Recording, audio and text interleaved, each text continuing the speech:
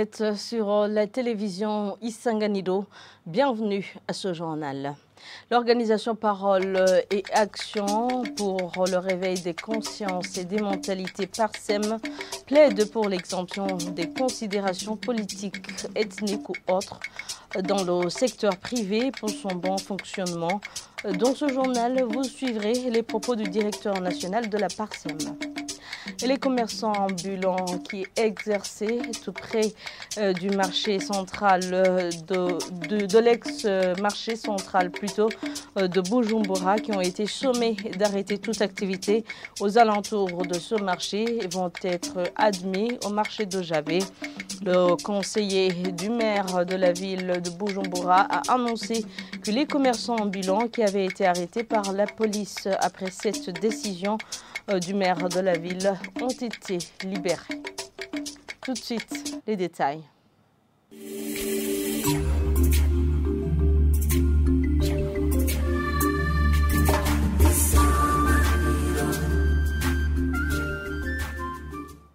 Bienvenue encore une fois.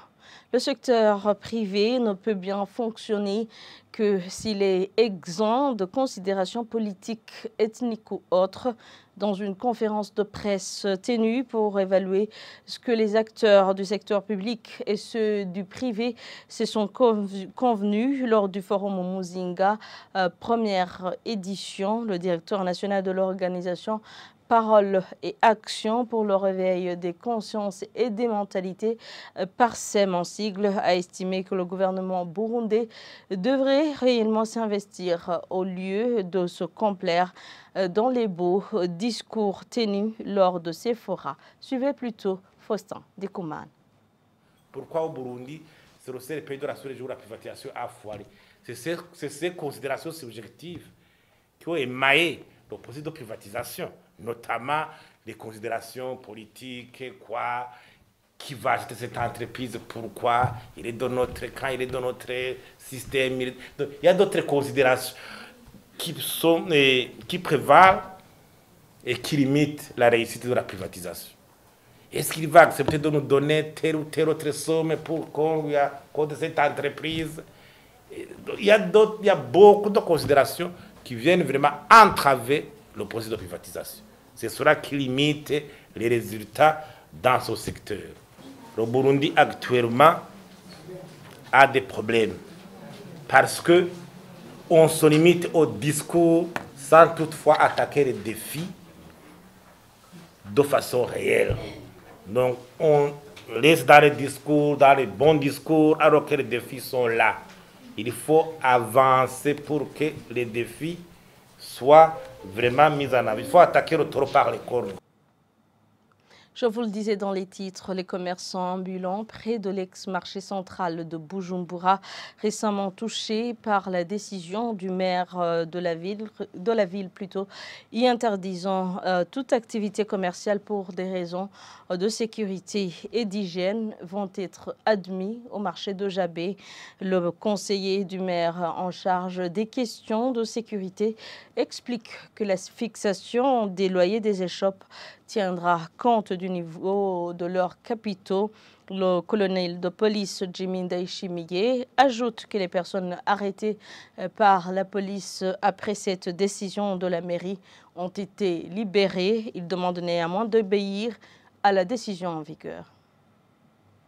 Le motif lié à la sécurité et à l'hygiène, que la mairie de Bujumbura a pris la décision de suspendre les activités commerciales qui se font autour de la place qui abritait le marché central de Bujumbura. La décision concerne ce qu'il faut le commerce ambulant. Le plan existe car les instances supérieures sont en train de planifier comment réhabiliter l'ancien marché central de Bujumbura. Oui, la mairie de Bujumbura a pensé à ceux qui pratiquent ce commerce. On est en train de s'organiser pour préparer une place au marché de Jabé où on va caser ces femmes qui pratiquaient le commerce ambulant dans les rues du centre-ville de Bujumbura. On a déjà songé à préparer des places taillées à leur niveau pour que ces femmes continuent à effectuer les activités commerciales. Bien sûr, il y a des calistrants qui n'ont pas obéi à la décision de l'autorité municipale. Le maire de la ville de Bujumbura a effectué une descente à l'endroit où se trouvaient ces femmes arrêtées. Il a donné un message, ces dernières ont été libérées. Le manque d'une grille à rennes et des arbres qui fleurissent pendant une longue période sont quelques-uns des défis qui ont empêché les apiculteurs de la commune Mumba, c'est en province Ngozi, d'avoir une bonne production du miel. Lors de la visite du représentant pays du FIDA ce mercredi, Dagmawi Selassie et sa délégation ont promis l'installation d'une miellerie en Ngozi qui accueillera la récolte des apiculteurs de cette province du Burundi. Apollinaire Moudzakara. Cette coopérative CAPIM a ouvert ses portes il y a une année avec 200 ruches offertes par le programme PIPAR VB. Mais 104 ruches seulement sont fonctionnelles.